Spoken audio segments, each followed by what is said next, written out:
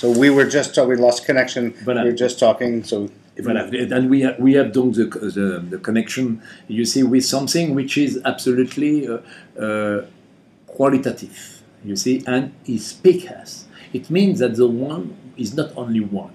He's a speaker for us, you see, to try to explain you from where you are coming and where you are doing. And it's why the one is always the biggest speaker, because he was born from, you see, there's demineralization, you see, donc, and feconded by the daylight, by the sun. Donc, it's incredible.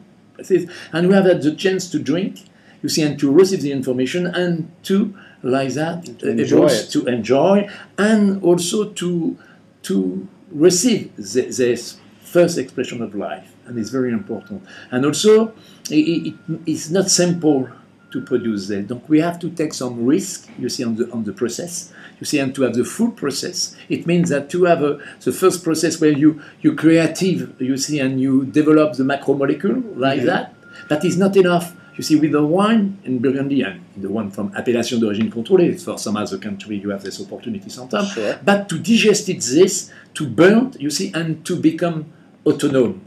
It means that the one is the one who have not any more connection with the grapes. You are from that place, and you are to deliver what this place organize or survive about the vibration of the ground, demineralization, and it was we received, and it was Pommard is Pommard, and it was Volnay is Volnay, and it's very important to not to make Pommard or not make Volnay. You have to drink Pommard or to drink Volnay, which is a little bit different, and the expression of the quality is something more sophisticated like that, you see, and we have, of course, the vintage.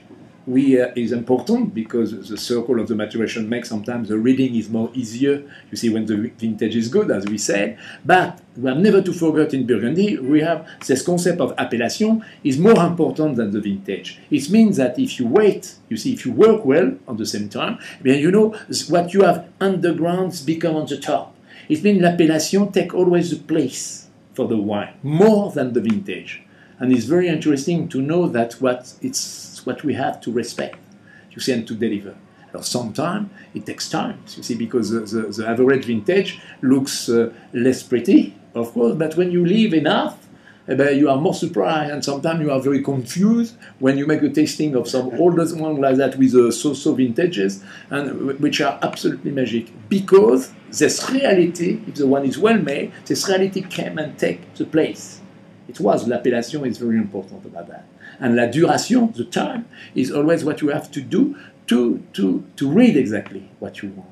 And when the process we use is this. And we make the process, you see, it's very simple because we selected the berries, you see, in our sorting tables, you see, and after we distemp, you see, to have something fluid about the process, you see, and we produce wine, the vats, the grapes deliver something. We just make the pushing down, you see, to have no oxidation on the surface. Sure. That's it. And it takes 3 weeks, 4 weeks, and we only accepted the full process when the activity on the vat go down. So when the cap sinks? Absolutely goes down, and we know that if you test, you see, you understand that it's wine.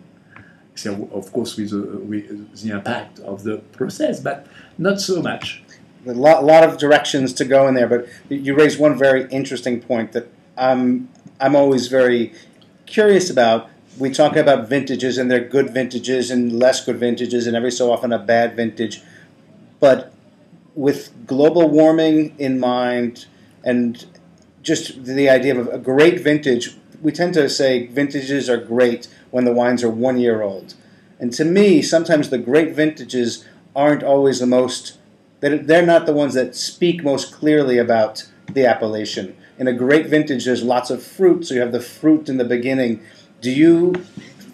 What do you think is a great vintage? But well, of course. But for me, the great vintage, it's the one you can hedge 50 or 80 years without any problem, where you accumulate enough, you see, power. That's it.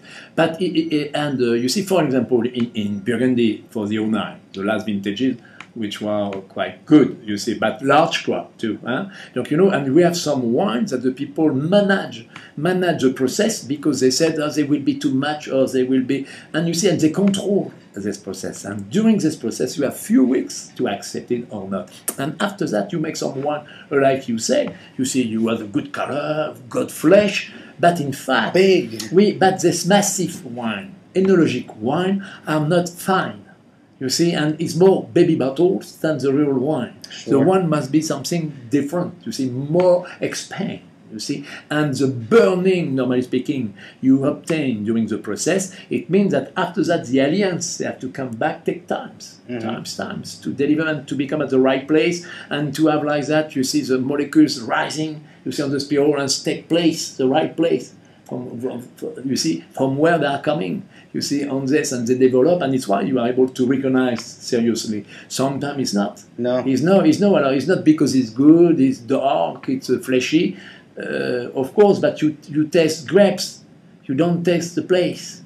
And that's what Burgundy is about. And if you do that, why not to produce Pinot Noir in other places like that? It's possible. It's crazy, you see. It's one, but I said you, the quality is something sometimes different. For you, for example, I make a tasting with some friends, you see, for the 42 vintages. You see, we made the 41, because the 12 will be soon, and difficult certainly too. But in 84, you see, we make crazy vintages, and principally for red wine, you see, is maturation. You see, have more, the same level of acidity and maturation. Look, it was difficult for the whites, which was the same. And we make some whites, not so bad. And when we tasted, you see, donc, at the beginning of this year, you see, in January, when we tasted the Corton Charlemagne 84, c'est extra. In the range of the one from the 70, you see 70, 71, 73, 79, which are very, very good. 82, 83, very good vintage. 89, you see, and in the middle, the 84 are so good because you see, we have at time that the one digested everything. You see, take off. You see the impurity, and to deliver the purity and came at the right place.